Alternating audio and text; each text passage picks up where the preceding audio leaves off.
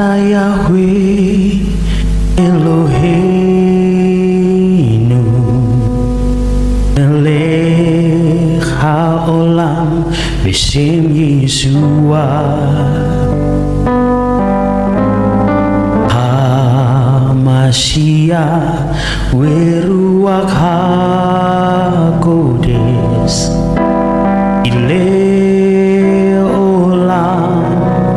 Fa'ed. Terima kasih Bapak Yahweh, berbicaralah kepada kami, mempelai-mempelai kudus-Mu Adoni Yeshua Mashiach, kami siap untuk mendengarkannya. Dalam nama Yahweh Elohim Sebaot, Besem Adoni Yeshua Mashiach Wirokodes, kami sambut Dafar Elohim, Dafar Adoni Yeshua Mashiach.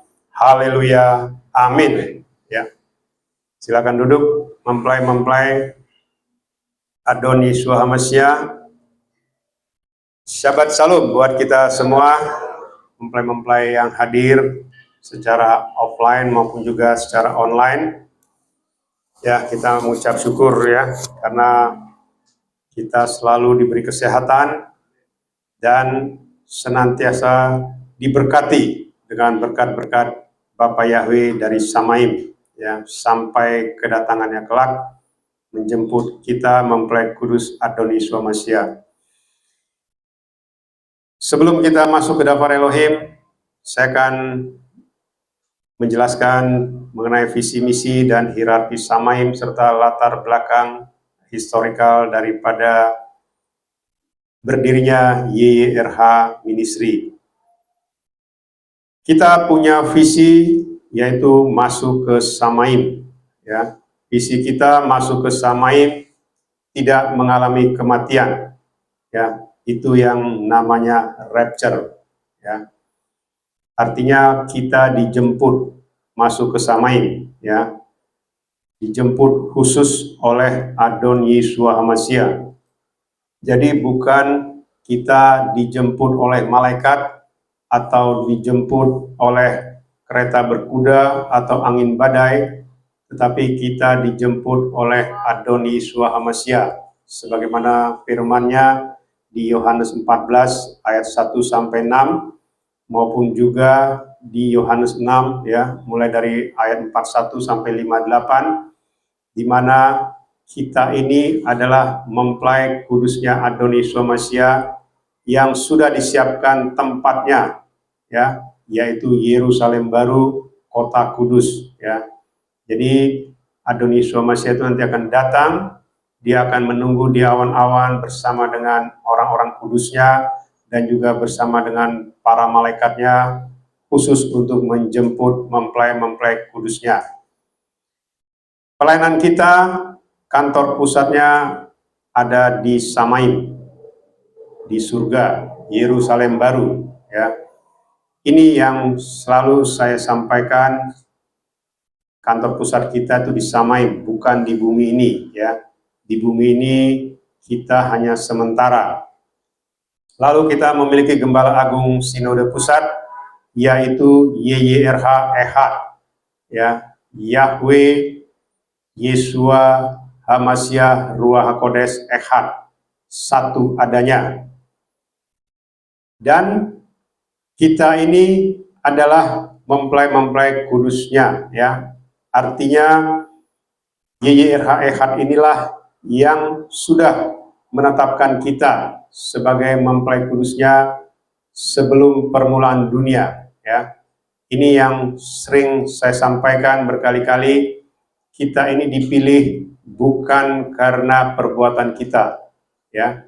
Kita sudah ditetapkan sejak sebelum permulaan dunia, bahkan dikatakan sejak sebelum ada para malaikat, ya. Kita sudah ditetapkan dari kekekalan sampai kekekalan. Makanya kalau kita baca kemarin di Wahyu 12 ya, ayat 5 itu, wanita yang mengandung anak laki-laki, begitu lahir anak itu langsung dibawa ke Samaim, ke tahta Elohim, ya. Ini bicara rapture, ya, bicara naik langsung ke Samaim, dalam arti bayi ini belum bertumbuh secara proses tahapan kehidupan, ya, begitu dia lahir dia langsung dibawa ke tahta. Artinya bukan diperhitungkan di dalam perbuatan. Ya, nanti akan kita lihat apakah hidup kita ini diperhitungkan dengan perbuatan, ya, sebagaimana judul renungan kita pada sabat ini. Lalu kita punya misi itu adalah siap untuk rapture, ya, ready to rapture. Itulah misi kita, ya, misi dari YRH Ministry. Itu yang saya selalu sampaikan, ya. Itulah visi dan misi kita. Lalu kita masuk ke hierarki Samaim, ya. Kenapa saya selalu menyampaikan hierarki Samaim ini? Karena supaya kita tahu, ya, posisi kita itu di mana, ya. Sama seperti ketika orang mau bekerja, dia pasti diberitahu posisi kita di mana, posisi Anda misalnya sebagai staff, atau kalau misalnya levelnya untuk sebagai direktur, maka dikasih tahu posisi Anda sebagai direktur. Direktur apa? Misalnya ada direktur utama, ada direktur macam-macam, ya, direktur operasi, direktur marketing dan sebagainya. Artinya supaya kita tahu level kita di mana, ya. Di Samaim itu, ya, level yang paling tinggi itu ada di tahta, ya, di singgasana. Itulah YYRH Ehad ada di tahta. Begitu juga dengan kita mempelai Hamasyah itu nanti ada di tahta. Kita nanti akan menghakimi 12 suku Israel dan menghakimi bangsa-bangsa pada saat hari penghakiman. Jadi bisa dibayangkan betapa dahsyatnya mempelai itu posisinya, ya. Jadi kita bukan sekedar orang yang hidup terus kita meninggal masuk ke Firdaus, ya, bukan, ya. Tetapi kita ini adalah mempelai yang sudah ditetapkan, ya, jauh sebelum dunia ini ada, ya. Jadi itu yang harus kita pahami. Sebagaimana yang saya jelaskan, di tahta itu ada 5 hal, ya, 5 hal yang ada di tahta. Jadi artinya 5 hal ini dilakukan oleh mempelainya, ya, baik itu ketika masih hidup di dunia maupun juga nanti di Samaim, ya. Artinya apa? Artinya 5 inilah yang selalu kita lakukan karena kita adalah mempelai. Kalau kita bukan mempelai, kita tidak bisa melakukan ini, ya. Sama seperti yang saya pernah jelaskan, ya, pada saat kemarin pelantikan presiden kita, ya. Tidak ada yang namanya presiden, wakil presiden atau para menteri itu mengangkat dirinya sendiri sebagai presiden atau wakil presiden atau menteri. Tidak ada. Mereka pasti diangkat oleh yang punya otoritas yang sudah ditetapkan oleh undang-undang dasar maupun undang-undang dari negara kita ini. Ya, begitu juga sebagai mempelai, ya, kita harus dipilih, ya, ditetapkan oleh yang diberi otoritas, ya. Dan itu harus ada saksinya, ya. Ini saya selalu berkata karena begini, banyak orang selalu mengatakan, oh saya sudah ini kok, ya, Roh Kudus sudah mengirim saya. Belum tentu, ya. Karena apa? Karena Roh Kudus pun itu dia akan mengutus, ya, sebagaimana ketika Adoni Yeshua HaMashiach datang ke dunia ini, ya, dia diperlihatkan ada Roh Kudus, ya, ada burung merpati di atas kepalanya, dan dia juga diperlengkapi dengan kuasa dahsyat. Makanya Adoni Yeshua itu selalu mengatakan, jika engkau tidak percaya kepadaku, percayalah dengan pekerjaan-pekerjaan yang aku lakukan, ya, karena apa yang dia lakukan itulah yang Bapa lakukan. Artinya apa? Artinya di dunia ini tidak ada pekerjaan-pekerjaan seperti yang Adoni Yeshua lakukan di masanya, ya. Kalau kita baca kitab suci, sejarah Nabi itu tidak pernah ada yang namanya membangkitkan orang mati dalam arti hal-hal yang ekstrim, ya. Seperti Lazarus, dia sudah dikubur 4 hari, dia bisa hidup, ya. Begitu juga anak Yairus dan sebagainya, ya. Belum lagi yang buta melihat, yang lumpuh berjalan, yang tuli mendengar, ya. Itu semua hanya bisa dilakukan oleh YYRH Ehad. Ya, manusia tidak bisa melakukan itu. Makanya Adonis Yeshua mengatakan, percayalah dengan pekerjaan-pekerjaan yang aku lakukan. Ya, makanya sama sebenarnya di zaman akhir juga begitu. Ya, artinya begini, kita ini banyak hanya terfokus pada seolah-olah YYRH Ehad itu, Bapak Yahweh itu hanya berfirman sampai kepada zaman Nabi, zaman Rasul. Ya, seperti yang kita ketahui, kita percaya kepada kitab suci, ya, yang ditulis 2000 tahun lebih yang lalu, ya. Artinya kitab itu ditulis baru bisa kita baca sekarang ini, ya. Istilahnya 1 abad terakhir sekarang inilah baru kita baca dengan kitab yang lengkap gitu, ya, dari Kejadian sampai Wahyu. Prosesnya itu lama, ya, butuh waktu ribuan tahun. Sebenarnya YYRH Ehad itu selalu berbicara kepada manusia sampai dengan detik ini, bahkan sampai di dalam kekekalan. Dia selalu berbicara, ya. Dan itu sama, apa yang disampaikan oleh YYRH Ehad sejak dari zaman Adam sampai saat ini itu sama. Ya. Dia meneguhkan kembali setiap firman yang disampaikannya. Ya. Jadi jangan berpikir, wah, kok kamu mengklaim diri kamu di atas nabi, di atas rasul dan sebagainya, ya. Karena itulah yang sebenarnya.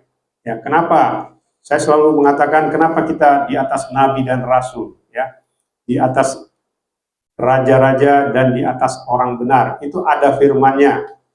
Ya, sebagaimana kita selalu baca dikatakan banyak nabi, banyak orang benar, banyak raja, ya.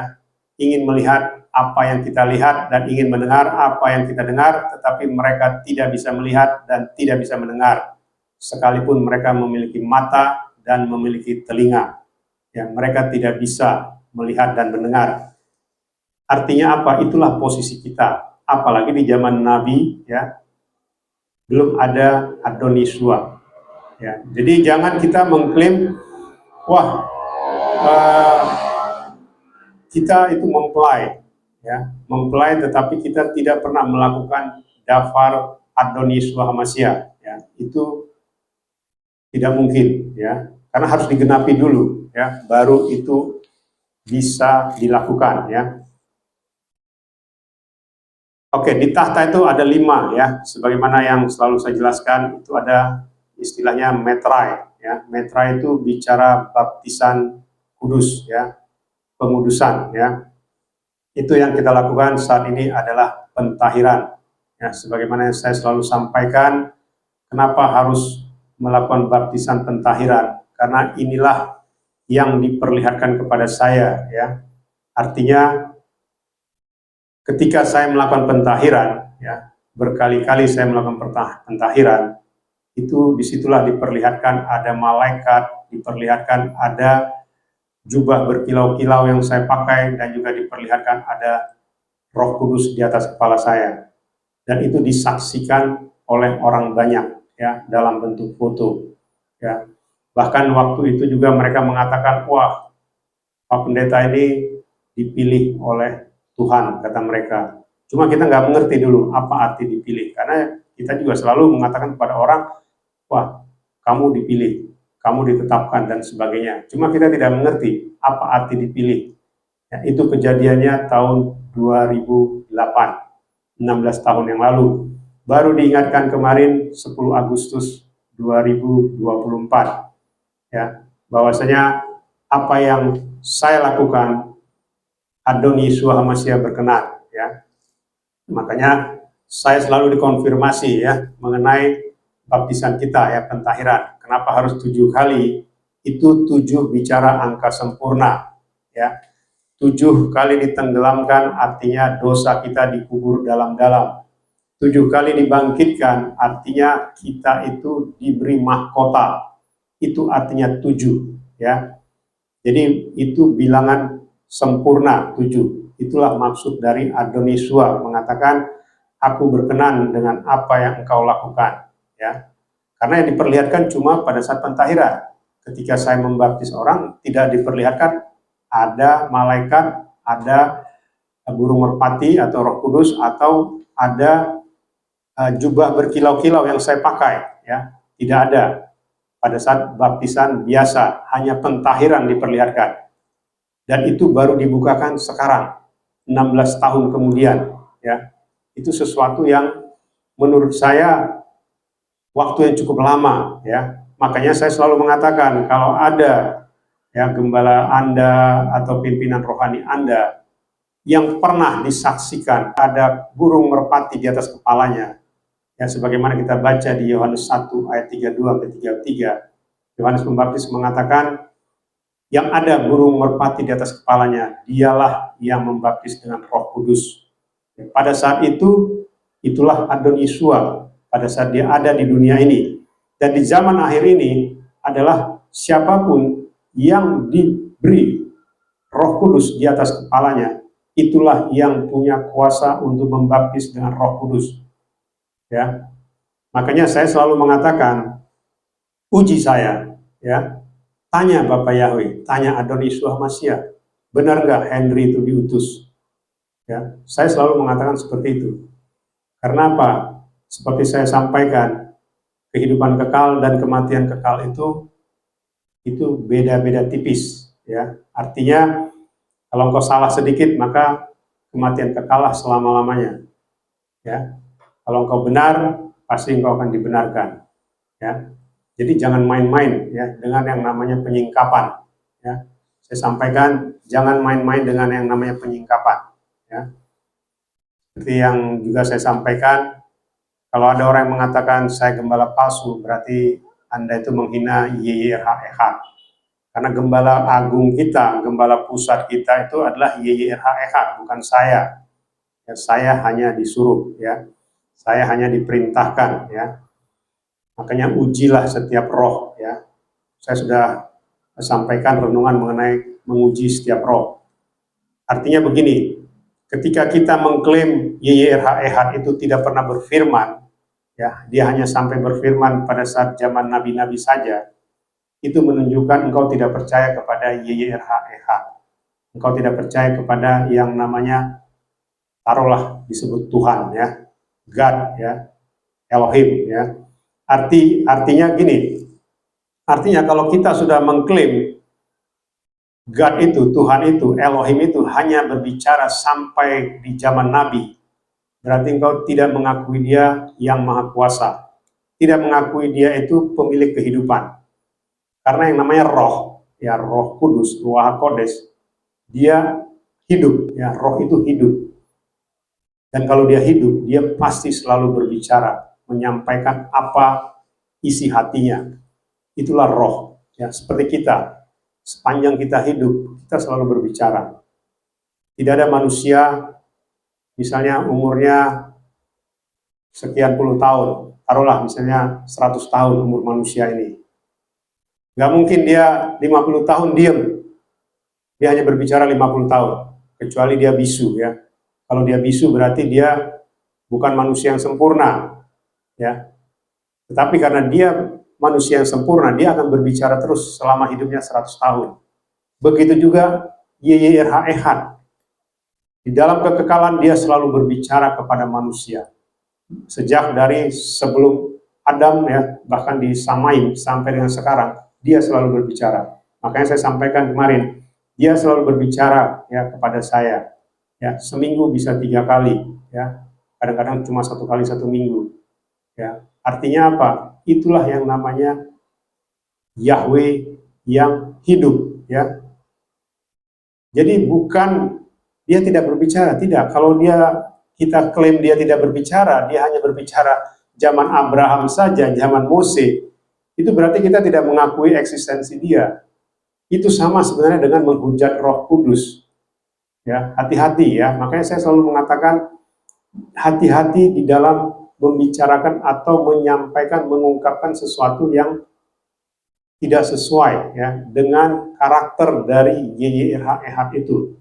Ya, karena dia adalah hidup, ya. Hidup itu dia selalu berbicara. Jadi apa yang disampaikan kepada saya sama kepada apa yang disampaikan di zaman dahulu, baik itu kepada Abraham, Mose ya, atau kepada nabi-nabi yang dulu. Bedanya apa? Bedanya zaman dahulu itu Adoniswa belum datang, belum menggenapi. Saat ini sudah digenapi dan dia menyingkapkannya ya kepada kita. Itulah yang paling sempurna ya. Beda dengan di zaman Nabi. Di zaman Nabi itu belum sempurna karena belum ada tubuh dan darah yang dicurahkan ya di atas kayu salib. Itu belum ada. Itu tadi bicara baptisan ya. Lalu ada lagi perjamuan ya. Di Samaim itu selalu ada perjamuan. Ya, jadi artinya kalau kita mempelai kita akan perjamuan, satu meja perjamuan dengan YYRH Ehad. Ya. Tidak mungkin orang luar bisa masuk perjamuan di dalam istana, itu tidak mungkin. Makanya saya selalu mengatakan, karena kita sudah mempelai, kita memiliki otoritas, memiliki hak untuk perjamuan, menyatu dengan tubuh dan darah Adoni Yeshua Mashiach. Kalau kita masih tunangan, kita belum layak masuk ke meja perjamuan. Atau kalau kita masih disebut undangan, itu pun belum layak, ya. Kecuali kalau kita menerima undangan itu dengan benar, ya. Dan itu pun kalau kita diundang oleh mempelai kudusnya. Makanya saya selalu mengatakan, kita baca ya di Wahyu 19 itu dikatakan, terjemahan TB-nya ya, dikatakan berbahagialah orang yang diundang pada pesta perjamuan anak domba. Kalau dalam ILT 3 berbahagialah orang yang dipanggil. Ya sebenarnya cocok itu diundang ya. Jadi nanti di Samaim itu ada orang namanya orang diundang ya. Makanya banyak orang menolak undangan ya. Ini yang harus saya sampaikan juga ya. Jadi beda antara mempelai kudus dengan undangan itu beda. Ya, mempelai kudus itu ya dia sudah ditetapkan. Ya, kalau undangan dia tergantung dari diri dia. Kalau dia baik, ya dia melakukan perbuatan yang benar, itu diperhitungkan. Berarti dia menerima undangan. Tetapi kalau dia jahat, dia menolak ya, apalagi dia menghina mempelai, tidak mungkin diundang. Ya, paham ya? Seperti kemarin saya jelaskan. Kalau dulu kita Bapak Ibu yang sudah berumah tangga ya, dulu ketika mau membuat suatu pesta perkawinan, kita mengundang. Ya. Kalau mempelainya sudah pasti ya, suami istri itu sudah pasti akan menjadi suami istri di dalam pesta perkawinan tersebut. Kita undang orang-orang yang kita kenal dan yang tidak kita kenal. Yang tidak kita kenal itu biasanya adalah orang-orang yang memiliki hubungan yang baik dengan keluarga kita ataupun dengan mempelainya. Sama, sekarang juga begitu. Ya, kalau kita punya hubungan baik ya dengan mempelai, ya termasuk mempelai Adoni Yeshua Mashiach maupun juga dengan mempelai kudusnya kita ini, kalau mereka menghujat, berarti mereka tidak mungkin diundang. Ya, itu yang harus kita pahami ya. Jadi perjamuan itu adalah menyatu dengan tubuh dan darah Adoni Yeshua Mashiach.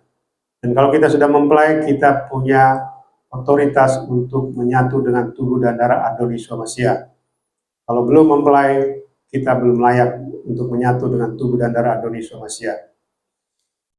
Lalu ada namanya urapan kudus ya, minyak kudus. Ini juga ya, minyak kudus ini adalah minyak ya, minyak zaitun ya. Zaitun itu bicara Adoni Yeshua Mashiach ya, karena buah zaitun itu untuk menjadi minyak dia harus dihancurkan sehingga dia menjadi minyak. Begitu juga dengan tubuh Adoni Yeshua Mashiach dihancurkan sehingga keluarlah darah ya. Artinya minyak zaitun itu sebenarnya bicara Adoni Yeshua Mashiach. Makanya kenapa kita melakukan minyak kudus? Karena minyak kudus ini pun ya, ini sangat menentukan orang-orang itu masuk ke Samaim atau tidak. Ya, makanya saya selalu mengatakan dulu ya zaman nabi-nabi, setiap nabi-nabi yang dibawa ke Samaim itu harus diurapi dulu dengan minyak kudus. Ya, termasuk Henok, Elia ya, dan semua nabi-nabi. Ya, bahkan raja-raja Israel pun itu harus diminyaki dulu. Ya, diberi minyak kudus ya. supaya mereka dilayakkan, ya. Begitu juga kita, ya. Kita diberi minyak kudus supaya kita masuk ke Samaim. Demikian juga orang-orang yang pernah saya layani. Saya sudah pernah sampaikan, ada berapa belas orang, bahkan lebih dari 20 orang, ya. Itu saya dengan gunakan minyak kudus. Ya, meskipun mereka itu belum percaya pada saat itu, tidak pernah perjamuan, belum pernah dibaptis, tapi mempelai kudusnya itu punya otoritas untuk menguduskan dengan minyak, dan dia langsung dibawa ke Firdaus. Ya, dan itu diperlihatkan, ya, melalui mimpi, dan itu bukan saya yang diperlihatkan mimpi tersebut, tapi keluarga dari orang-orang yang saya layani. Ketika orang tuanya atau saudaranya meninggal, itu diperlihatkan orang tuanya dan saudara itu ada di Firdaus, ya. Padahal tadinya itu bukan orang yang percaya, ya. Ini kehebatan dari minyak kudus, minyak Adonis Hamasyah. Jadi ini bukan ala kadarnya, ya. Banyak penyembah-penyembah Bapak Yahweh karena tidak tahu dan tidak mengerti, karena juga tidak dibukakan dan tidak mengalami kuasa, mereka tidak tahu minyak kudus itu punya kuasa yang dahsyat, ya. Jadi kuasa-kuasa yang ini, yang di singgasana ini, inilah semua kuasa-kuasa dahsyat, ya. Bukan kuasa-kuasa kalau kita bikin slogan-slogan, bukan, ya. Itu tidak ada kuasanya. Kita bikin gambar apalah, gambar ini, gambar itu, ya, seolah-olah itu ada kuasa, tidak ada. Itu cuma gambar, ya. Hati-hati, ya. Jangan ditipu sama hal-hal yang tidak ada dafar Elohimnya, ya. Jadi jangan bermain-main dengan dafar Elohim, dafar Adonis Hamasyah, karena itu berbahaya, ya. Itu sama dengan menghujat Roh Kudus. Itu tadi yang mengenai minyak kudus, minyak Adonis Hamasyah. Lalu Holy Family inilah keluarga kudus, di mana kita harus menjaga hubungan dengan keluarga kita dan juga orang-orang di sekitar kita. Artinya kita jangan sampai saling menjatuhkan, ya, jangan sampai saling menghakimi, terutama, ya. Hati-hati, ya, menghakimi itu nggak main-main, karena kita akan dihakimi dengan ukuran yang kita buat, ya. Itu, ya. Jadi kita jangan main-main berbicara, apalagi sampai menghakimi, ya. Itu akan diukurkan, ya. Begitu juga hidup di Samaim, ya. Kita harus taat dengan dafar Elohim, dafar Adonis Hamasyah. Dan jangan kita menambah mengurangi dafar Elohim. Ini yang saya kadang-kadang sedih gitu, ya, terutama yang mengikutinya, ya, mengikuti pelayanan-pelayanan yang mengklaim wah, ini nanti dengan Torah bisa di-rapture, ya. Terus mengklaim wah, kalau minum susu coklat tidak mungkin di-rapture, tidak diberi milak tidak mungkin di-rapture, ya, tidak memberi ini itu, tidak berpuasa tidak mungkin di-rapture, ya. Itu sudah menambah mengurangi firman, ya. Jangan berbicara hal-hal yang engkau tidak mengerti, ya. Itu berbahaya, ya. Karena apa? Karena hidup di Samaim itu kita harus taat dengan dafar Elohim, dan itulah yang seperti saya sampaikan, dafar Elohim itu disampaikan kepada mempelai kudusnya, ya. Jadi kalau engkau mengatakan, misalnya seperti tadi saya sampaikan, kalau ada yang mengatakan, entah itu pimpinan rohani atau gembala, mengatakan minum susu coklat itu tidak di-rapture, ya, dia harus berani mengatakan, Roh Kudus mengatakan kepada saya seperti ini, saya siap masuk ke alam maut, saya siap masuk ke lautan api. Kalau Roh Kudus tidak mengatakan begitu kepada saya, harus begitu, ya, harus tegas, ya. Jangan mengarang-arang, ya, DNA-mu berubah. Bilang, Bapak Yahweh bilang DNA kamu berubah kalau minum susu coklat. Harus tegas ngomongnya. Kalau memang itu Bapak Yahweh yang ngomong, ya. Jadi jangan ngarang-ngarang. Ya, ini yang saya perhatikan, ya. Tetapi itu pun, ya, meskipun mereka ngarang-ngarang begitu, wah, itu ribuan, puluhan ribu orang mengikuti dia. Bahkan mungkin ratusan ribu, ya. Saya percaya itu ratusan ribu yang mengikuti pengajaran seperti itu. Makanya saya bilang, tanya sama gembalanya, tanya sama pimpinan rohaninya, pernah masuk ke Samaim enggak? Pernah masuk ke neraka enggak? Pernah ada Roh Kudus enggak di atas kepalanya? Pernah masuk ke alam roh enggak? Pernah disiksa enggak di alam roh, di alam maut? Jadi bukan cuma melihat, ya. Coba bandingkan saja, bandingkan. Makanya saya selalu mengatakan, tanya Bapak Yahweh, tanya Adon Isua, tanya Ruach Kodes. Benar nggak gembala ini dipakai? Misalnya gembala pelayanan A, pelayanan B, tanya satu-satu. Saya tanya satu-satu waktu itu. Saya tanya satu-satu. Saya kenal, karena saya sudah masuk di pelayanan itu. Ya, saya tanya. Jadi itu saya kaget. Waktu Adon Isua bilang, aku tidak pernah pakai mereka. Nah, saya kaget. Loh, kenapa Bapak Yahweh? Kenapa Adon Isua masih engkau tidak pakai mereka? Mereka itu orang-orang hebat, saya bilang. Mereka itu bisa menyingkapkan rahasia-rahasia melalui bahasa Ibrani. Tapi mereka itu tidak dipakai ternyata. Ya, itu ya yang ingin saya sampaikan ya mengenai hierarki Samaim ini ya. Lalu di Samaim itu ada hierarki malaikat ya. Nah, malaikat-malaikat inilah ya yang selalu standby ya. Ada malaikat tahta, ada malaikat kekuatan, malaikat penghulu atau penghulu malaikat, dan malaikat-malaikat ya. Ini ada levelnya ya. Dan malaikat ini sangat banyak ya. Beribu-ribu laksa ya. Dan malaikat yang jatuh itu adalah tingkatan kerubim. Ini malaikat tingkat tinggi, malaikat tahta. Dan dia, karena dia jatuh, ya semua yang mengikut dia juga jatuh. Demikian juga tadi yang saya sampaikan, kalau engkau punya gembala, ya jatuh, maka semua yang mengikutinya akan jatuh. Apalagi kalau mengarang-arang, ya itu akan terkena semua ya. Seperti kerubim juga begitu. Kerubim itu dia jatuh, ya sama seperti Israel ya. Israel itu jatuh secara jasmani ya, mereka itu jatuh. Makanya saya bilang nama Israel itu beda dengan pemilik namanya. Ya sama seperti misalnya begini, ada orang namanya misalnya lemah lembut, ya, tapi orangnya kasar. Kira-kira sama nggak nama dengan perbuatan orang itu? Kan beda. Namanya lemah lembut, tetapi orangnya kasar. Begitu juga Israel. Namanya Israel, tetapi orangnya bukan Israel. Maksudnya tidak sesuai dengan namanya. Itulah yang diikuti oleh penyembah Bapa Yahweh. Dia tidak mengikuti apa arti dari nama Israel sebenarnya. Ya, itu ya, nanti kita akan lihat ya. Itu tadi mengenai hierarki Samaim. Lalu kita masuk ke latar belakang historikal penggenapan nama. Nama yang benar itu adalah nama yang punya kuasa, ya. Kisah Rasul 4 ayat 12. Di bawah kolong langit ini tidak nama lain yang oleh karena nama itu manusia diselamatkan, ya. Jadi nama itu punya kuasa, dia bisa menyelamatkan manusia. Ya, sebagaimana juga penggenapan dari Adon Isua ya, itu di Matius 5 ayat 17 ya. Dia menggenapi Torah ya.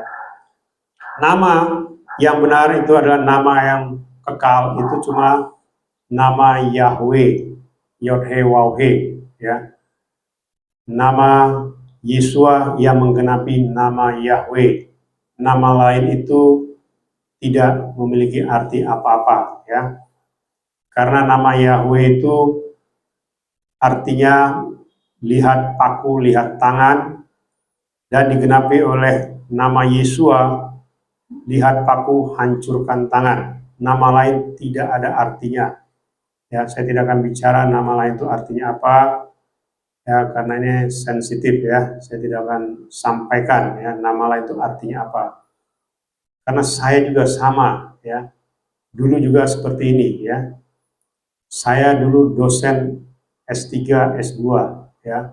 Saya mengajar program doktor teologi dan juga program master teologi.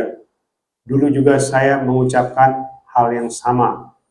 Saya mengatakan itu terjemahan sama ya. Kalau saya tidak dibukakan, saya tidak akan mengerti. Sampai detik ini saya tidak mungkin mengerti kalau tidak dibukakan. Ya.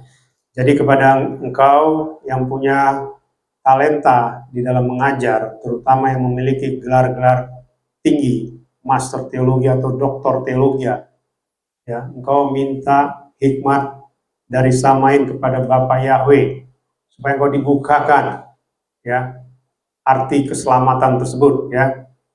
Jadi karena nama kita saja, kalau sudah beda saja, ya, cuma beda satu huruf saja, itu akan ditolak. Tidak mungkin paspor keluar, beda satu huruf. Tidak mungkin kau bisa ditransfer uang. Kalau beda satu huruf saja, namamu, ya, apalagi nama disamain. Karena nama ini miliaran, ya. Malaikat yang jatuh itu juga namanya miliaran. Kita tidak hafal, kita tidak tahu. Ya, kalau tidak dibukakan secara roh, ya, secara penglihatan, ya, penyingkapan, tidak mungkin kita tahu nama itu benar atau salah. Ya, itu yang harus kita pahami. Karena apa? Karena seperti saya bilang tadi, kalau nanti penyesalan itu terlambat, ya, kalau kita sudah masuk ke alam roh, ya, seperti saya sampaikan, kalau orang yang masuk ke Samaim, itu begitu dia mati itu langsung rohnya naik ke atas. Hitungannya detik, langsung masuk ke Samaim.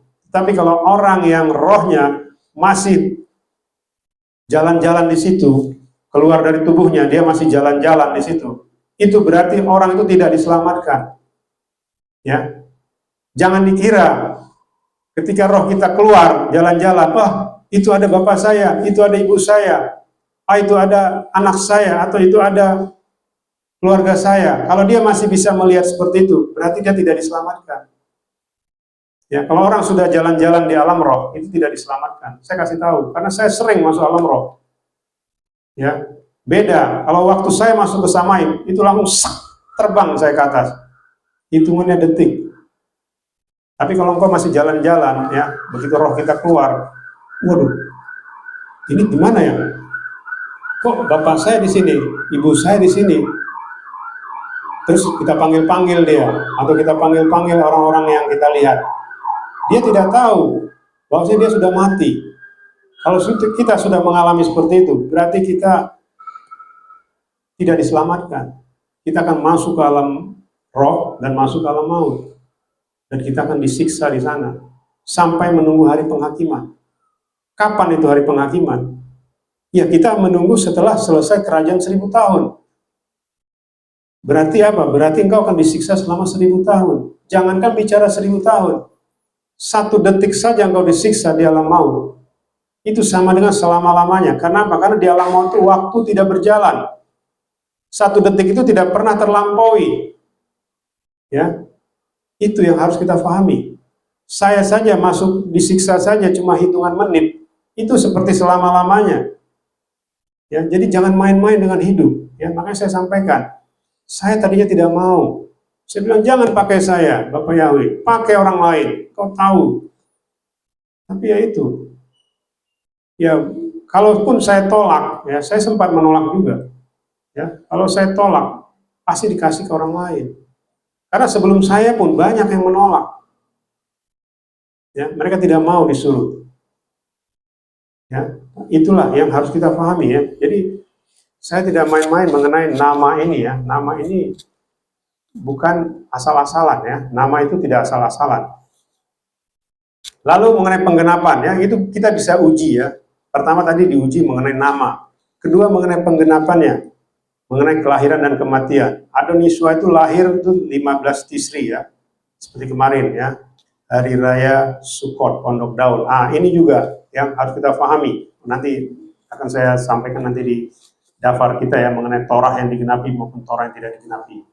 Artinya begini, Yesua tadi itu ada lahirnya, tanggal lahirnya 15 Tisri ya, pada hari raya Pondok Daun, dan dia mati pada hari raya Paskah ya, pada hari Rabu tanggal 14 Nisan, hari Pesak Paskah, dan dia bangkit pada hari raya Buah Sulung, Yom Habikurim ya, itu tepat pada Abad dan tanggal 17 Nisan. Itulah Adon Yesua ya, penggenapan kelahiran dan kematiannya.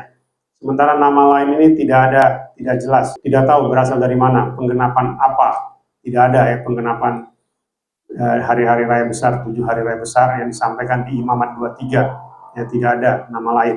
Begitu juga kematiannya dan juga kebangkitannya juga tidak jelas ya, tidak ada hari-hari yang menggenapinya tidak ada, ya. Jadi itu tadi ya mengenai penggenapan kelahiran dan kematian. Lalu mengenai ketika malaikat Gabriel datang ya kepada Maria menyampaikan bahwasanya dia mengandung dari Ruah Kodes dan dia memberi nama Yesua, bukan nama lain ya, dan bukan dalam bahasa lain. Jadi itu yang harus saya sampaikan, bahwasanya nama Yesua dengan nama lain itu berbeda ya, tidak sama. Saya jelaskan mengenai tadi visi misi, hierarki Samaim, dan juga mengenai latar belakang ya. Kita akan masuk ke Dafar Elohim pada sore Sabat ini. Judulnya adalah Torah yang belum digenapi dan yang sudah digenapi. Yesua HaMashiach, apa bedanya? Ya, mempelai Adonis HaMashiach, kita bangkit berdiri, kita akan baca dari Matius 5 ayat 17 sampai 18 ya. Kita baca 2 ayat saja. Kita baca sama-sama. 1, 2, 3. Janganlah mengira bahwa aku datang untuk membatalkan Torah atau kitab para nabi. Aku datang tidak untuk membatalkan, melainkan untuk menggenapinya. Sebab sesungguhnya aku berkata kepadamu, sampai langit dan bumi berlalu, satu iota atau satu keraya pun dari Torah sekali-kali tidak akan lenyap, sampai segala sesuatu terjadi. Haleluya. Amin. Silakan duduk. Mempelai Adonis HaMashiach. Jadi sebenarnya ini ada dari Matius 5 ayat 17 sampai 42 ya. 2 ayat kita baca. Jadi artinya ini saya akan rangkum ya. Saya akan rangkum. Adonis Yesua mengatakan dia datang tidak untuk membatalkan Torah atau kitab para nabi, tetapi untuk menggenapinya. Ya, sebagaimana yang tadi saya sampaikan, ketika zaman Torah, Adonis Yesua HaMashiach belum ada. Ya, itu yang harus kita pahami pertama. Ketika zaman Torah, ya, waktu bangsa Israel keluar dari tanah Mesir, ya, dan mereka memasuki tanah perjanjian, Torah diturunkan, ya, di Gunung Sinai. Itulah 10 perintah Elohim yang tadi kita baca ya. Jadi 10 perintah inilah yang diturunkan kepada bangsa Israel ya, melalui Mose ya, Nabi Musa ya. Dan inilah yang diikuti oleh bangsa Israel atau Bani Israel ya. Itu adalah suatu aturan atau ketetapan ya yang diberikan oleh Bapa Yahweh kepada Bani Israel, supaya bangsa ini yang sudah dibawa keluar dari tanah Mesir ke tanah perjanjian, supaya mereka ini taat ya, supaya selama di tanah perjanjian mereka ini hidupnya diberkati ya, hidupnya dijaga oleh Bapa Yahweh. Itu artinya kenapa YYH itu atau Bapa Yahweh Elohim itu memberikan Torah kepada Bani Israel supaya mereka taat dan supaya Bapa Yahweh itu berkenan akan kehidupan mereka. Itu tujuannya ya. Makanya di situ ada aturan dan peraturan ya, bagaimana harus hidup ya. Dan apa yang disebut dengan pelanggaran, apa yang disebut dengan dosa, itu semua ada tertulis di Torah. Makanya dikatakan oleh Adonis Yesua, dia datang bukan untuk membatalkan Torah ya, karena semua itu tetap ada ya, tetap ada semuanya ya. Tidak boleh mencuri sebagaimana kita baca tadi ya, tidak boleh berzina, tidak boleh bersaksi dusta ya, ya, menghormati orang tua, itu tetap ada, tidak mungkin itu dihilangkan ya. Termasuk juga makanan-makanan yang tidak kosher ya, itu juga tetap berlaku ya. Makanya dikatakan sampai langit dan bumi berlalu, satu titik, iota itu titik gitu, dari Torah tidak akan lenyap ya.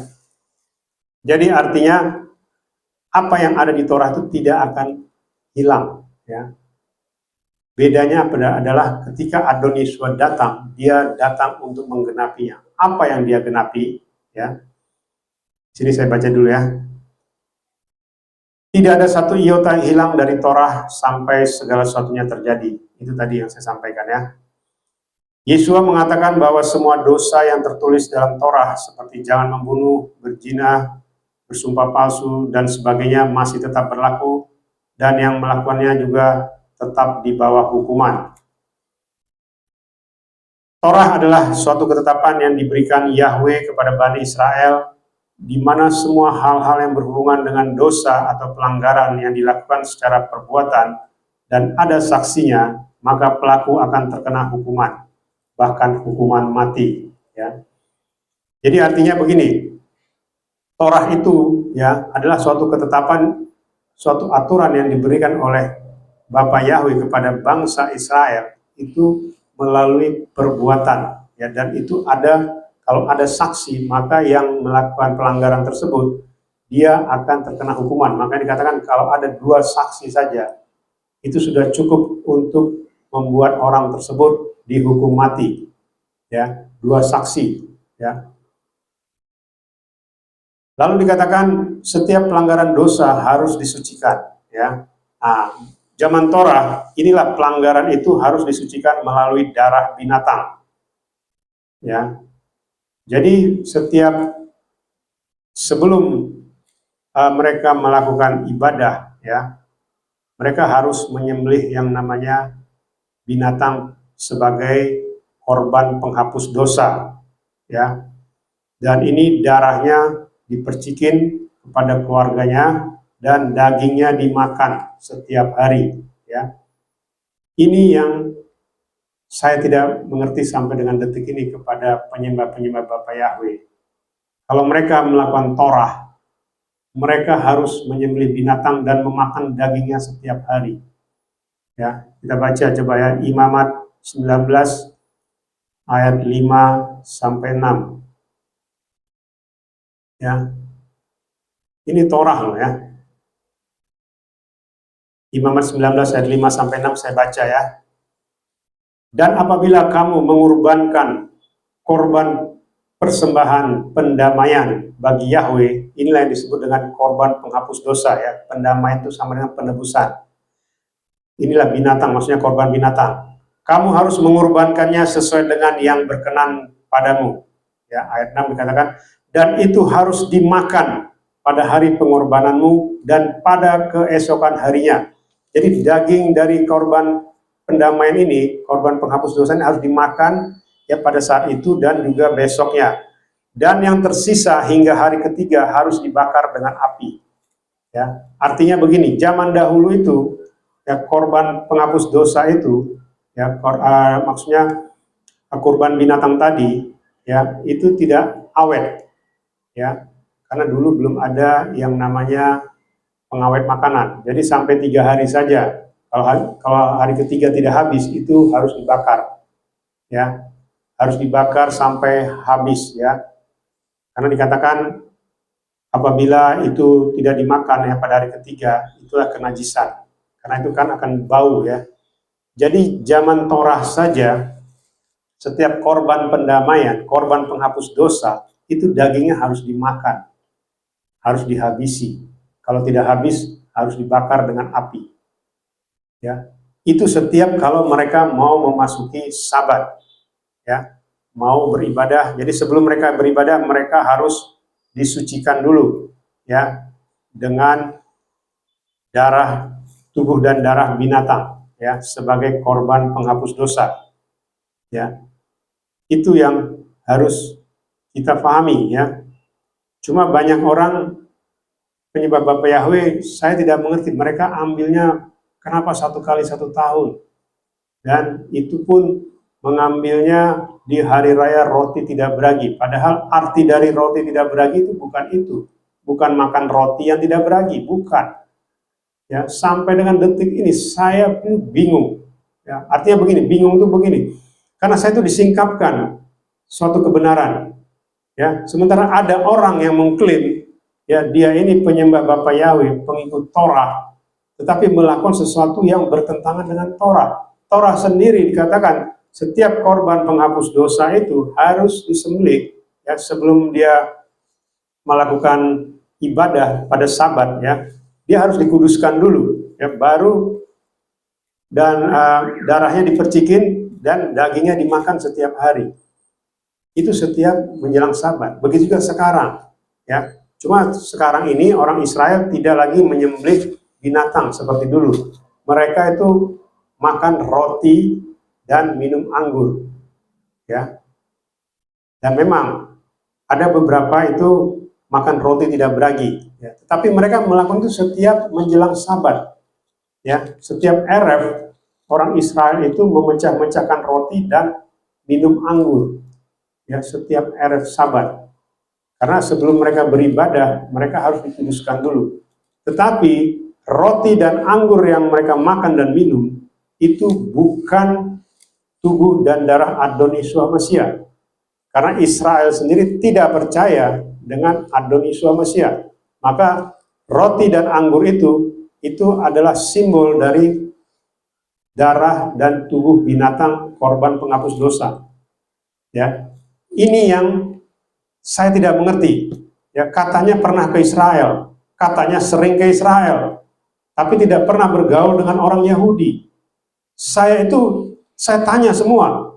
Dulu saya hampir setiap bulan ke Israel, bahkan pernah 1 bulan 2 kali. Saya selalu tanya, ya, itu apa yang mereka makan? Jadi setiap Erev mereka tuh kumpul di tempat, ya misalnya kalau itu keluarga besar, mereka akan sewa, ya, rumah makan. Ya, rumah makan tuh mereka akan sewa, tapi biasanya di rumah makan tuh mungkin ada 10 meja gitu ya, mungkin satu meja satu keluarga ya. Mereka sewa, jadi ada 10 keluarga. Dan saya pada satu ada di situ. Saya melihat mereka makan dan minum pada saat Erev Sabat. Tujuannya apa? Kata untuk menghapus dosa mereka. Supaya mereka nanti beribadah di ibadah Sabat. Ibadah mereka diperkenankan oleh Adonai ya. Mereka tidak berani menyebut nama Yahweh ya. Jadi itu yang mereka lakukan setiap Erev Sabat ya. Justru penyembah Bapa Yahweh di Indonesia itu aneh ya. Mereka melakukannya 1 kali 1 tahun, itu nggak ngerti saya maksudnya apa ya. Kalau hanya bicara zaman itu bukan bicara 1 kali 1 tahun. Zaman itu bicara zaman. Zaman itu bicara generasi. Makanya artinya apa? Lakukan ini setiap generasi ke generasi.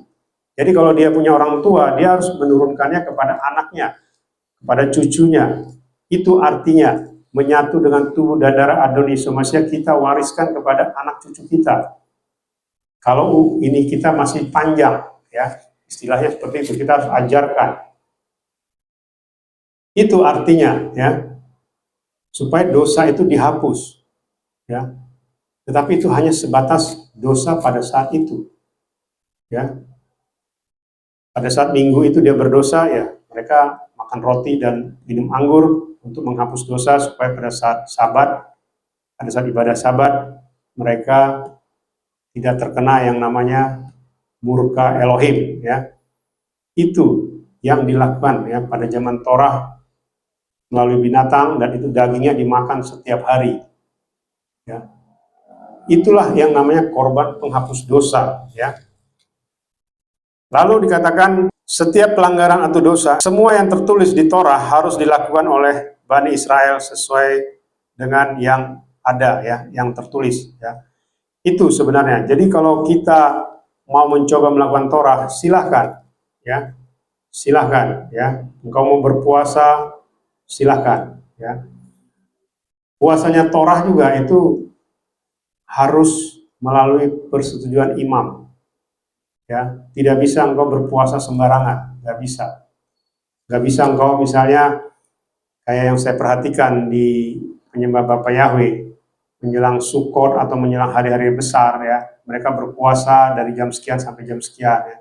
Artinya apa? Mereka hanya berpuasa di zaman atau di hari-hari raya besar. Padahal puasa di dalam Torah itu banyak sebenarnya. Ya, banyak puasa dalam Torah. ya. Dan itu ya sangat sulit dilakukan, ya. Lalu dikatakan Adon Yeshua HaMashiach datang untuk menggenapi Torah, artinya dia datang untuk menghapus dosa manusia sebagai penggenapan korban penghapus dosa atau korban pendamaian. Inilah yang dilakukan oleh Adon Yeshua HaMashiach. Jadi dia bukan cuma menghapus dosa, tetapi dia juga menguduskannya, menguduskan kita, ya. Dosa dan pelanggaran yang diperbuat manusia tidak hanya sebatas perbuatan, bahkan jika manusia itu berpikir atau melakukan amarah saja, maka hal itu menjadi dosa bagi manusia tersebut. Tapi di dalam Torah tidak ada cara menghapus dosa seperti itu. Ya, paham ya maksudnya?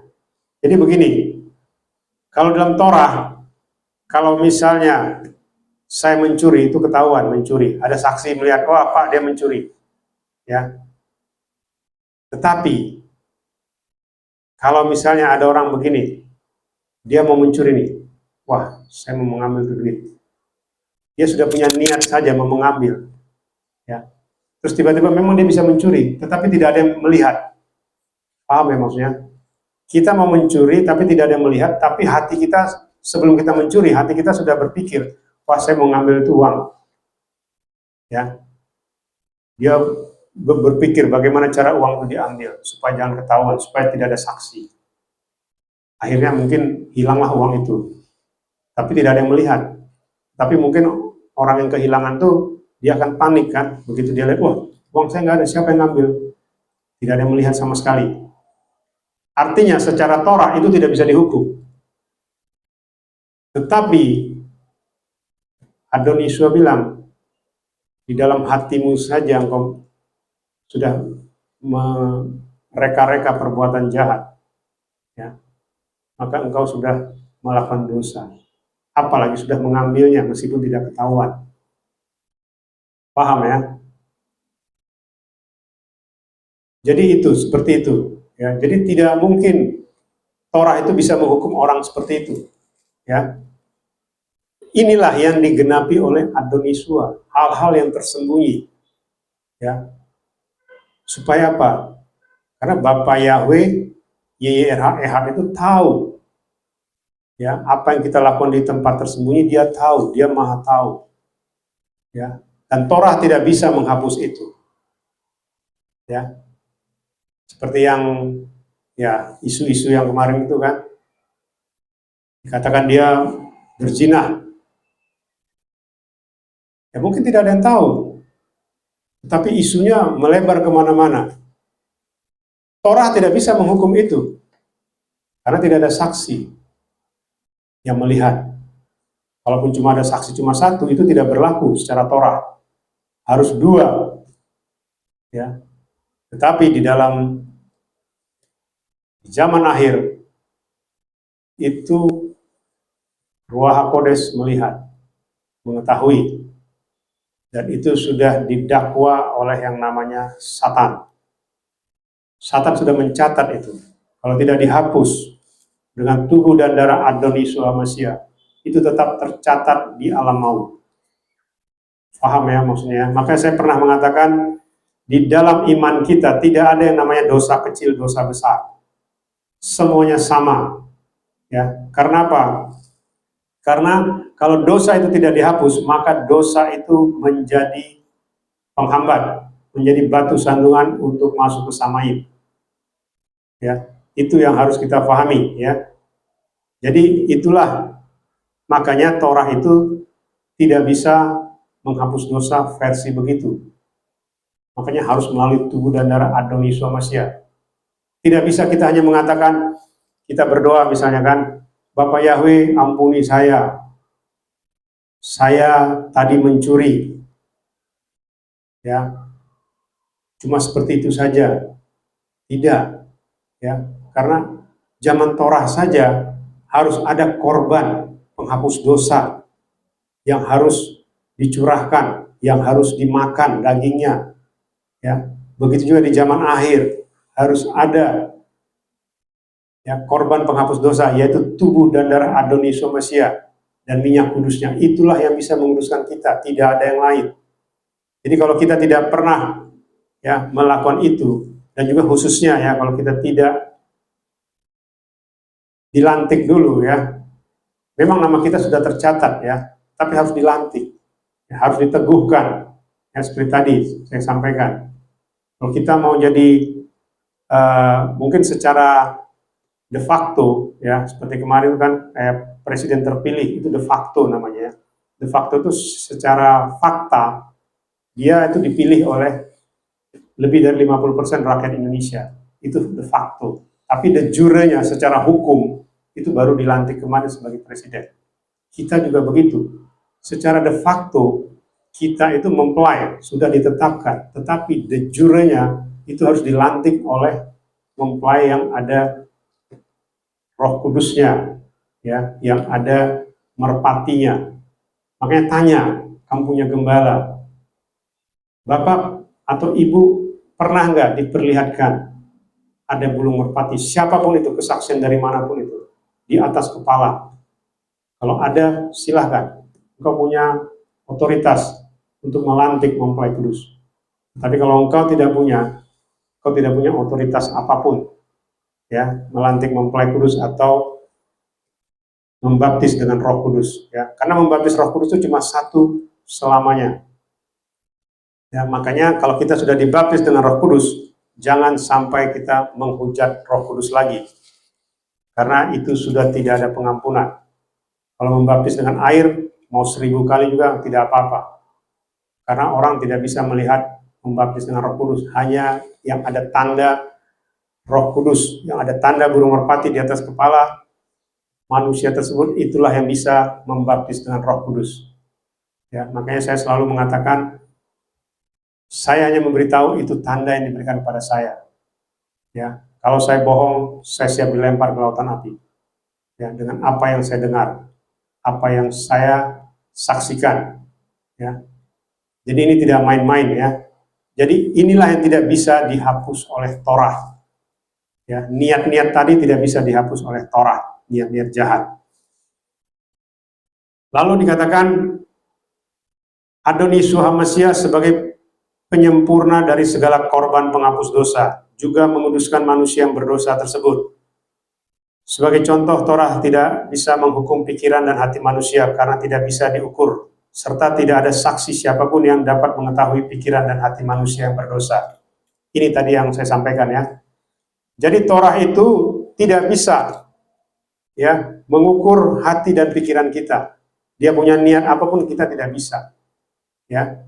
Makanya kadang-kadang ada orang, kalau saya selalu dengar ya, ada suatu pelayanan, dia langsung bisa bilang, wah itu hatinya nggak benar tuh, pikirannya nggak benar tuh. Wah hebat dia, lebih hebat dari Ruach Kodes dia, bisa mengetahui dari pikiran ya. Tidak bisa diukur ya. Bani Israel, ya ciri-cirinya kita masuk ya. Bani Israel adalah bangsa yang tegar tengkuk dan tinggi hati, sehingga Bapa Yahweh memberikan Torah kepada mereka. Ya. Bapa Yahweh ingin membentuk Bani Israel sebagai bangsa yang rendah hati dan taat, dan semua itu dilakukan melalui Torah. Ya, dilakukan oleh Bapa Yahweh itu melalui Torah, supaya Bani Israel taat. Ya.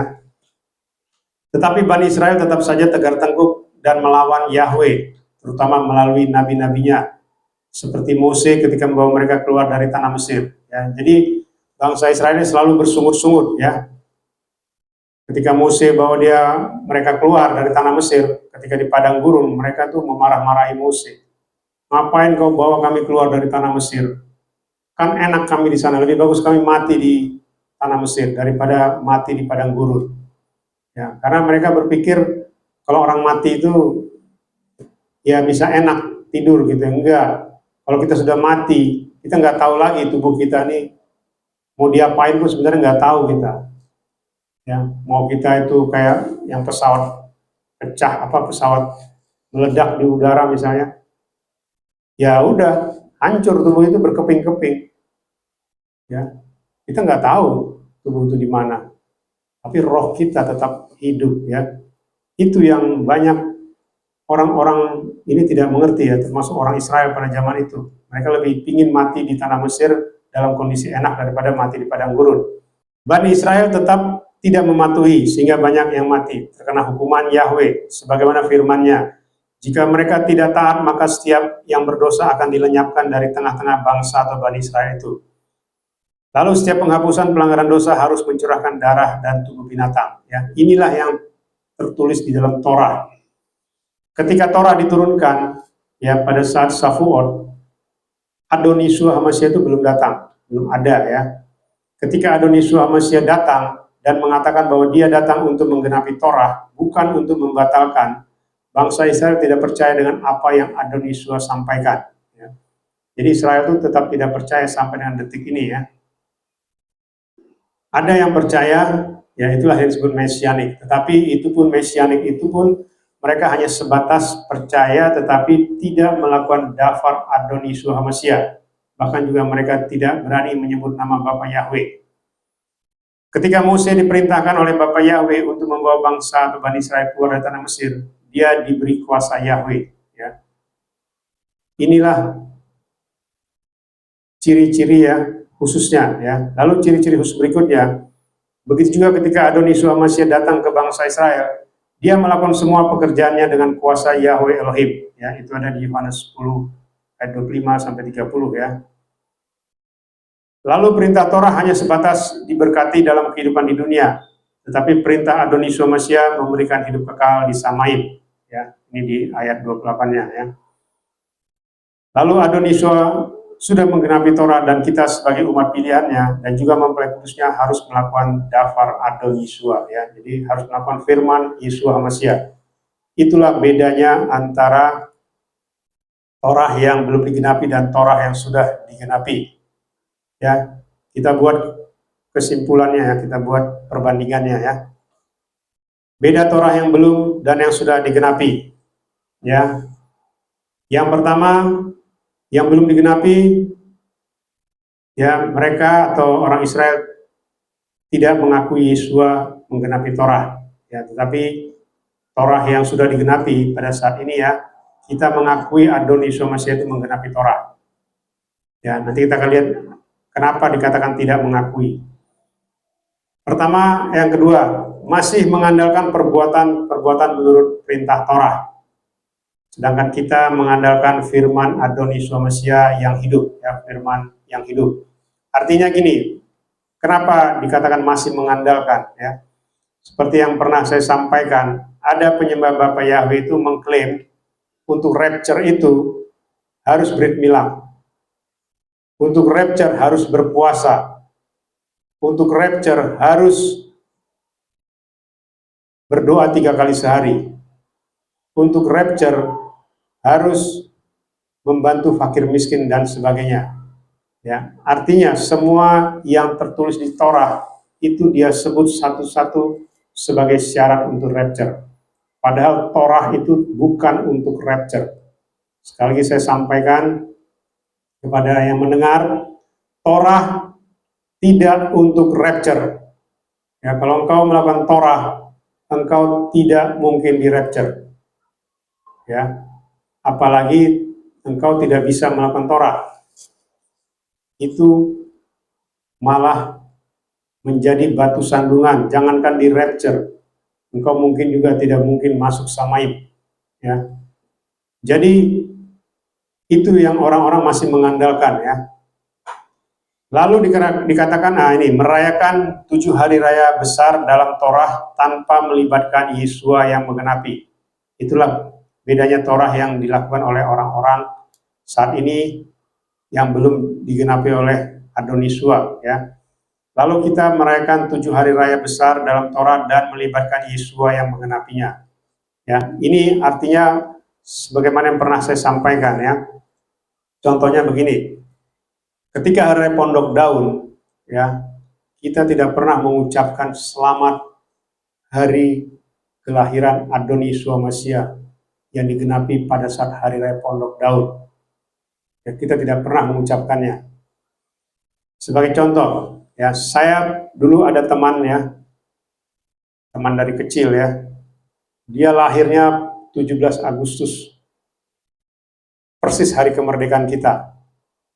Ya, jadi kalau ketemu dia, saya selalu mengatakan, Selamat ulang tahun ya, luar biasa, kamu ulang tahunnya persis hari kemerdekaan Indonesia, 17 Agustus. Jadi artinya apa? Saya mengucapkan itu karena saya tahu dia teman saya. Apalagi kalau dia istri kita atau suami kita atau orang tua kita atau anak kita atau saudara kita yang lahirnya 17 Agustus, pasti kita akan mengatakan seperti itu. Ya, misalnya ke suami atau istri, selamat ulang tahun ya Ma, selamat ulang tahun Pak ya. Wah, luar biasa, kamu lahir tuh pada saat 17 Agustus. Jarang-jarang ada orang lahir tepat hari kemerdekaan. Artinya kita mengucapkan itu berbarengan. Tidak mungkin kalau kita tahu istri kita atau suami kita atau anak kita, orang tua kita ulang tahunnya 17 Agustus, terus kita bilang begini, selamat kemerdekaan 17 Agustus, udah selesai begitu saja. Marah nggak kira-kira suami kita atau istri kita atau anak kita? Gimana sih papa ini, masa nggak tahu hari ini ulang tahun saya? Maksudnya gitu kira-kira ya. Jadi waktu Sukot kemarin, saya tidak ada melihat, ya, hanya kita yang melakukannya. Saya tidak ada melihat orang-orang penyembah Bapa Yahweh mengatakan, selamat kelahiran Adoni Yeshua Mashiach ya, tepat penggenapan Torah pada saat hari raya Sukot, hari raya Pondok Daun. Tidak ada. Ya, tidak ada. Ya, seperti tadi saya kasih contoh ya, manusia saja kalau kita lupa, meskipun itu tepat dia lahir pada saat 17 Agustus, kita harus tetap mengucapkan. Jadi nggak bisa kita ucapkan selamat hari kemerdekaan Indonesia. Padahal kita tahu istri kita, suami kita, atau anak kita, orang tua kita, atau juga teman kita itu berulang tahun persis 17 Agustus. Kita harus ucapkan juga. Ya, begitu juga kemarin hari raya Sukot, Adoni Yeshua Mashiach lahir, kita nggak pernah ucapkan. Tapi kita mengklaim kita percaya Adoni Yeshua. Inilah tadi yang namanya sebenarnya mereka tidak mengakui. Ya, nanti kita akan lihat ya. Cuma omong doang, cuma di mulut doang. Itu namanya omdo, ya, omong doang. Ya, karena mereka sendiri tidak pernah melakukannya. Selamat hari raya Yom Kippur. Maafin saya ya atas dosa-dosa saya selama ini. Jadi di hari raya Yom Kippur nih supaya dosa saya dihapus. Berarti dia masih mengikuti pengajaran yang tidak ada Adoni Yeshuanya. Harusnya kita bilang, selamat hari raya Yom Kippur karena dosa kita sudah ditebus oleh tubuh dan darah Adoni Yeshua Mashiach di atas kayu salib. Dan dia sudah melayakkan kita menjadi mempelai kudusnya. Harusnya begitu kita ucapkan. Begitu juga hari raya yang lain. Ya. Jadi ini ya yang bedanya ya tadi ya. Merayakan 7 hari raya besar ya. Sementara dalam Torah, dalam ini bagi yang tidak, yang atau belum digenapi ya, dikatakan tanpa melibatkan Yeshua yang menggenapi. Kalau kita melibatkan Adoni Yeshua yang menggenapi. Lalu tidak mengakui tubuh dan darah Yeshua sebagai korban penghapus dosa atau pendamaian ya. Sementara kita mengakui tubuh dan darah Adoni Yeshua sebagai korban penghapus dosa atau pendamaian. Ini yang harus kita pahami ya. Jadi kalau mereka saja tidak pernah mengakui ya bahwasanya tubuh dan darah Adoni Yeshua Mashiach itu adalah sebagai penghapus dosa ya, yang kita harus menyatu dengan tubuh dan darahnya setiap hari. Makanya dikatakan di Yohanes 6 itu selalu disampaikan nenek moyang atau leluhur dari bangsa Israel ya telah makan mana di padang gurun dan mereka telah mati. Barang siapa makan tubuhku dan minum darahku, dia tidak akan mati, akan hidup kekal di dalam kerajaan Samaim. Ya, jadi bisa dibayangkan itu. Roti mana itu tiap hari dimakan, 3 kali sehari. Ya, itulah dibandingkan ya oleh Adoni Yeshua Mashiach tubuh dan darahnya dengan roti mana, supaya kita melakukannya setiap hari. Ya, kalau di Torah memang tidak ada. Kalau engkau membandingkan dengan yang namanya hari raya Paskah, itu tidak ada seperti itu, karena pada saat hari raya Pesach ya zaman Torah itu belum ada tubuh dan darah Adoni Yeshua Mashiach. Ya, jadi Ini yang harus kita pahami apa bedanya ya, Torah yang belum digenapi dan yang sudah digenapi. Lalu berikutnya, zaman Torah belum dikenal istilah mempelai Yeshua HaMashiach. Ya, zaman akhir sudah dikenal istilah mempelai Yeshua HaMashiach. Artinya apa? Artinya kalau engkau mengklaim dengan melakukan Torah, engkau sebagai mempelai, padahal tidak ada di dalam Torah, ya, sebagai persyaratan sebagai mempelai, itu tidak ada, karena belum digenapi, ya. Lalu di zaman Torah mempelai, nah ini tadi, zaman Torah mempelai Yeshua belum ada, zaman akhir mempelai Yeshua sudah ada, ya, sudah menggenapi. Yang melakukan Torah belum tentu masuk samaim kekal, ya. Pelaku firman Yeshua itu pasti masuk samaim Yerusalem baru, ya. Inilah rapture tadi, ya.